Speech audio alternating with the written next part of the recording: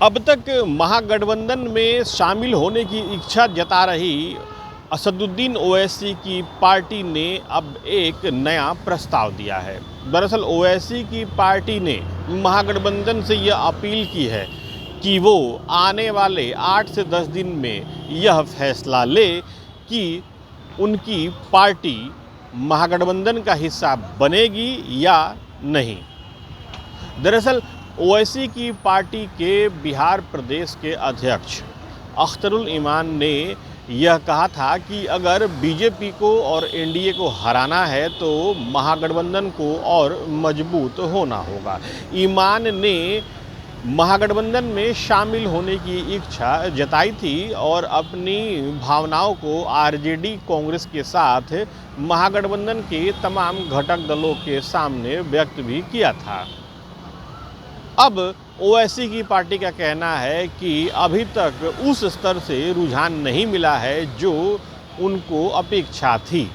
अब ओवैसी की पार्टी का इस बारे में कहना है कि महागठबंधन आने वाले कुछ दिनों में इस बात का फैसला ले कि आखिर करना क्या है।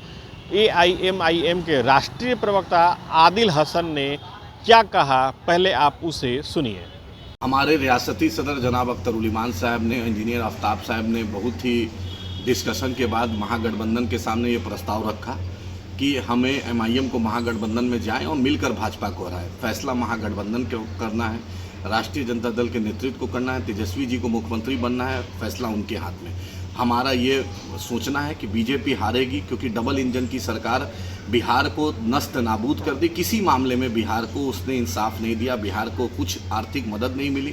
आपने देखा कि नीति आयोग की भी मीटिंग में मुख्यमंत्री और दोनों डिप्टी सीएम नहीं जाते हैं और एनडीए की मीटिंग में जाते हैं। आप देखते हैं नरेंद्र मोदी जी बिहार में आकर अंग्रेजी बोलते हैं और कल G7 की मीटिंग में हिंदी बोल रहे हैं। तो बिहारियों को कैसे बेवकूफ़ बना जाता है, ये भाजपा और मोदी जी की सरकार में सबसे प्रबल आपने देखा है। महागठबंधन से यही अनुरोध है, 8-10 दिन में जल्दी से एमआईएम से मीटिंग कीजिए और मीटिंग करके सीट का चयन कीजिए। कांग्रेस से भी आप बात कीजिए, लेफ्ट से भी बात कीजिए, मुकेश सहनी जी से भी बात करके जितनी जल्दी ये चीज़ को हल कर दीजिएगा ताकि चुनाव नज़दीक आ रहा। भाजपा के पास हज़ारों करोड़ रुपये हैं, भाजपा के संसाधन की कमी नहीं है। मोदी जी को सरकारी टैक्स पेयर का पैसा इस्तेमाल करने में बहुत मज़ा आता है, वो हर चीज़ इस्तेमाल करेगी। भाजपा केंद्र मंत्री का इस्तेमाल करेगा और बिहार के लोगों को झूठा लुभावना वादे दिए जाएंगे। तो यही महागठबंधन से अनुरोध है कि राष्ट्रीय जनता दल से खासकर कि 1 हफ्ता 10 दिन में आप बैठ कीजिए। हमें भी चुनाव लड़ना है, हम भी निश्चिंत हो जाएंगे, उसी हिसाब से तैयारी करेंगे।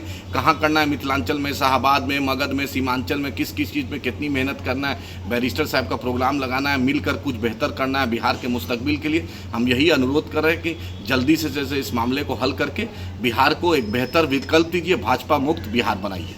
तो आपने देखा आदिल हसन ने किस तरीके से महागठबंधन में शामिल होने की इच्छा को तो जताया ही साथ एनडीए और बीजेपी पर प्रहार भी किया। दिलचस्प बात यह है कि एआईएमआईएम महागठबंधन का हिस्सा बनेगी या नहीं, इस बारे में महागठबंधन के कोई भी दल स्पष्ट रूप से बोलने के लिए तैयार नहीं है।